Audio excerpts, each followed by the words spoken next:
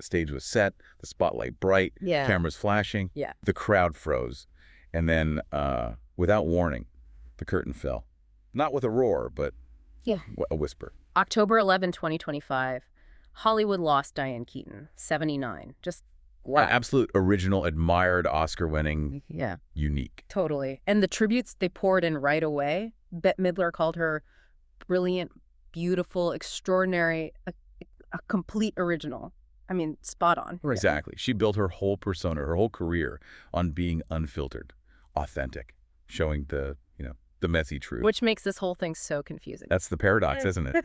That's what we're diving into today on Starscope Report. Welcome, everyone. Join us, Jordan and Jamie, as we dig into Hollywood drama, music industry shakeups, viral influencer scandals, you name it. From red carpet surprises to social media meltdowns, we get into the stories behind the fame. And today, we're looking at Diane Keaton, a life defined by radical honesty about private struggles. But then, that final act, absolute shocking privacy. How does someone famous for, radical candor suddenly just disappear? That's the mission. We're analyzing her story, the public honesty, the private battles, and how that legacy squares with the sudden, quiet curtain call she chose. Okay, so let's start with that headline. The sudden retreat.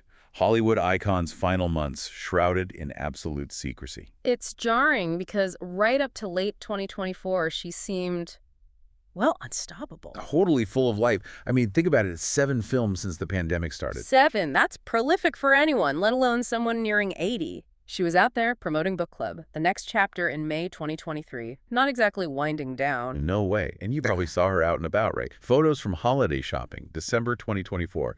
Sources said she was playful, even goofing off for the cameras. Just seemed like classic Keaton, engaged, vibrant. But then, 2025 hits.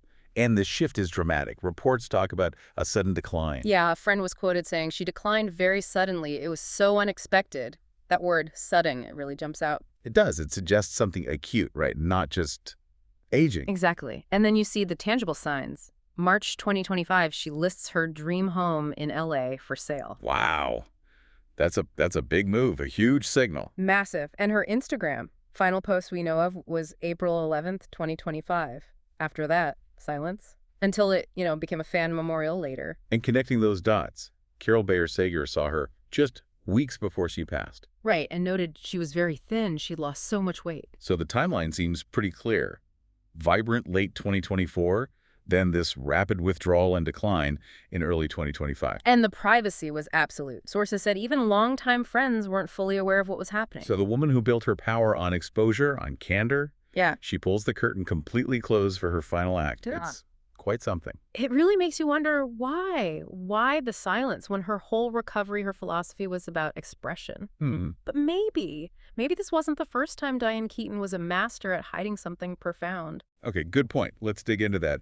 Because there was a shocking 5-year struggle she kept, completely secret, right as she was becoming a star. Yeah, involving, get this, up to 20,000 calories a day. The headline here. The 20,000 calorie secret. How external pressure on Broadway led to 5 years of private torment. And it started early, right? 1968. Broadway. Hair? That's the story. The director apparently offered her the lead if she lost weight. Ugh, that kind of pressure. That's awful. And that was the trigger. Seems like it. That demand sparked 5 years of bulimia nervosa. She later called it the lowest point of her life. And the severity.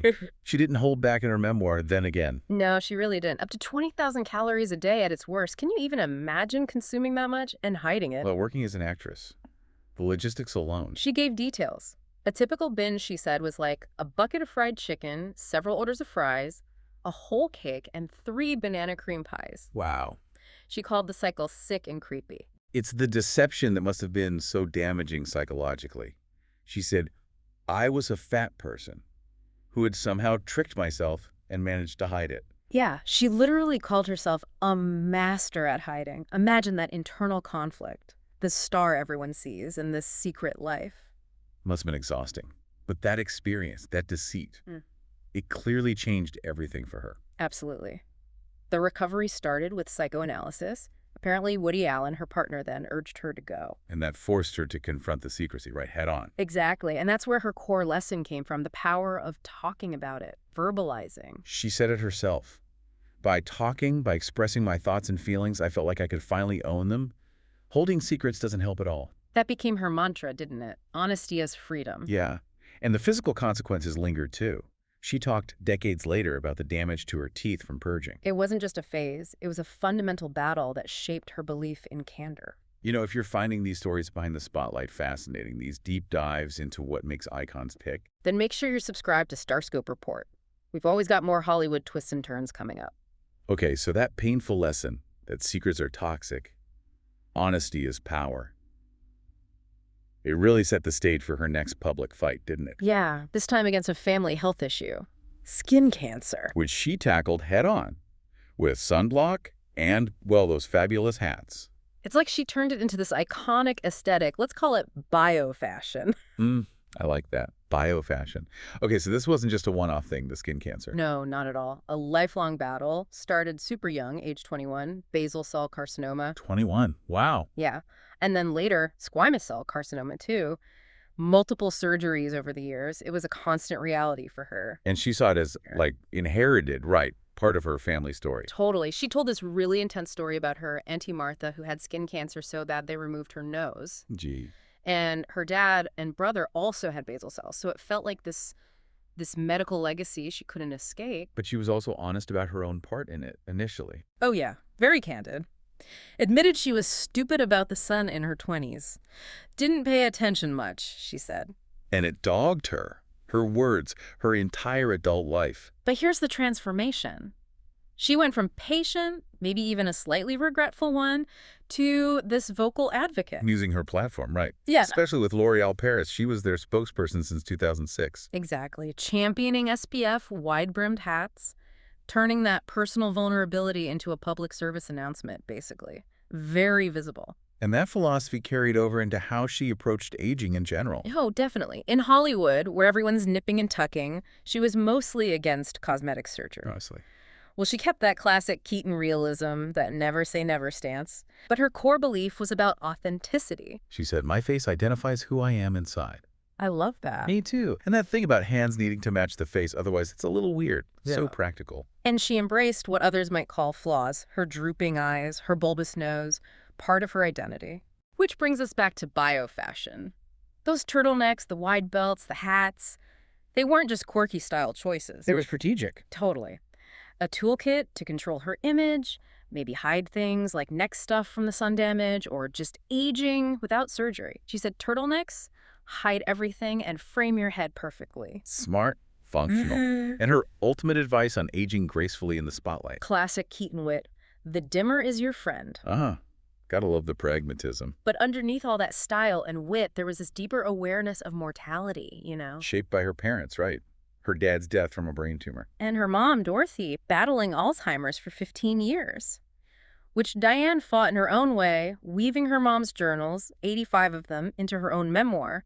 Then again. That's incredible, processing grief and memory through writing. She talked about her biggest fear being those memory sicknesses. Becoming a single mother later in life, adopting Dexter and Duke. That added another layer. Absolutely. Her drive to stay healthy was tied to them. I want my body and mind to stay strong, she said. It was about being there for her kids.